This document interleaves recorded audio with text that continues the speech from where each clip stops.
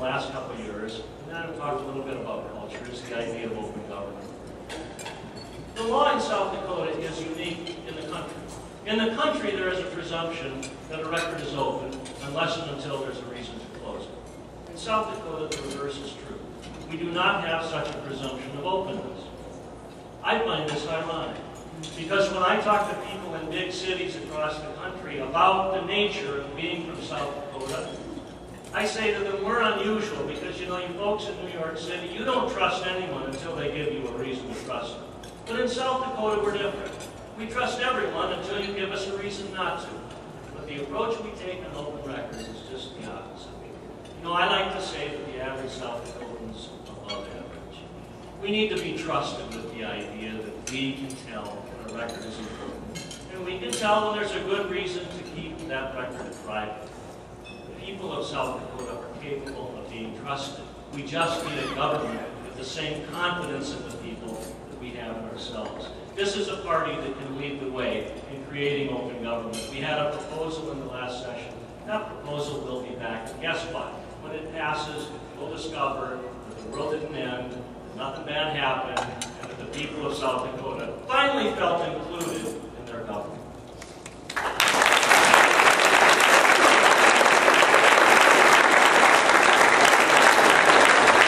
Those are just some ideas about some of the issues we'll be talking about in the legislature. But I want to just take a moment before I conclude and mention how special these people are that I get to serve with and will be serving with in the future.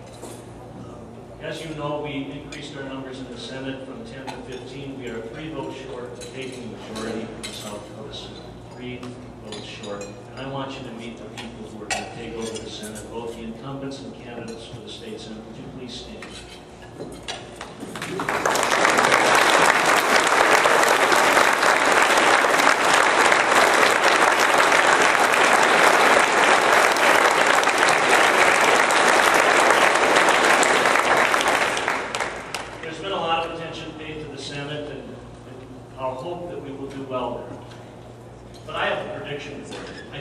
Surprise in a way is going to be how well we do in the State House of Representatives. We have an incredible group of candidates who are running, and they're going to surprise you on election night when those votes are counted.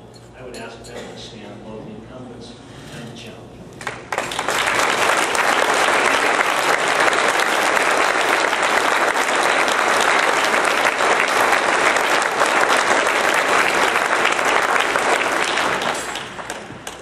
Issues are important, but issues come and go. What's really, really important is that we advance the ball in terms of the culture and peer in Washington. How do you do that? It's not so much about the issues that you discuss, it's how you go about them. It's forming the relationships that are not meant to be hostile, but are actually meant to be constructive. I think of how lucky I've been in my life. Many of you know that I have not always been a Democrat. When I was a Republican, I can honestly say, I just looked around this table, and I didn't know Steve Colbeck at the time. But I knew everyone else around the table, and while I was still in the other party, I considered everyone at that table one of my very good friends. That's a function of culture, much more than it is issues or a party. We ought to be the kind of party that looks across the aisle and finds friendships and methods to cooperate. As Sandy and I were driving here today, we were reminded of the many days in the Senate caucus this year when we would have to go back into our caucus after a bill had been defeated simply because it was a Democrat bill. And we would have to remind ourselves that when we have control of the Senate and the House, we will behave differently. We will not simply replace one monarchy with another. We'll replace a monarchy with a democracy. And we will not oppose bills simply because of who sponsored those bills. We will instead look at them because of the merit contained in the language.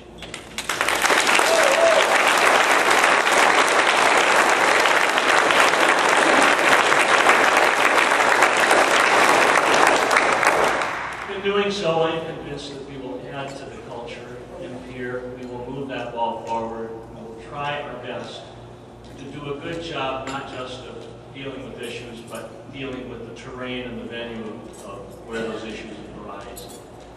I remember back when I was in the legislature and I was representing Nick Nemec's future district, Dale Hargan's future district, Miller and Hyde County, Fall County, and Spring County, and I was really down. It was a weekend, and I was feeling bad about some issue. I don't even know what it was. It could have been abortion, it could have been any other thing, but I was in my office and my dad walked in. My dad had been in the Senate in the 50s and 60s. He said, "What's wrong?" And I said, "Well, I'm really down about this debate and this issue, and it's important."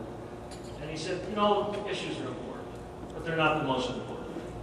He said, "Have I ever told you about the oleomargarine wars of 1961?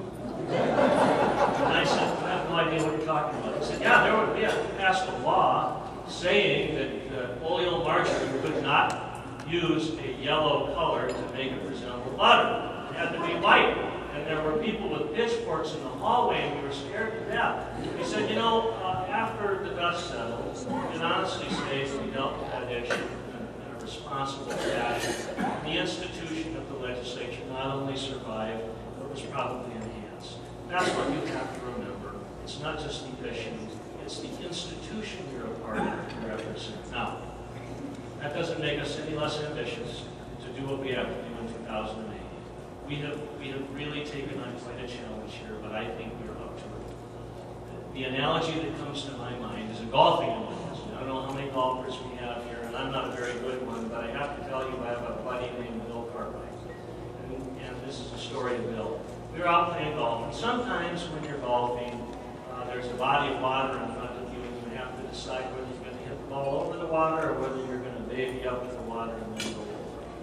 And Bill Cartwright and I were playing golf one day, and that exact situation happened to him.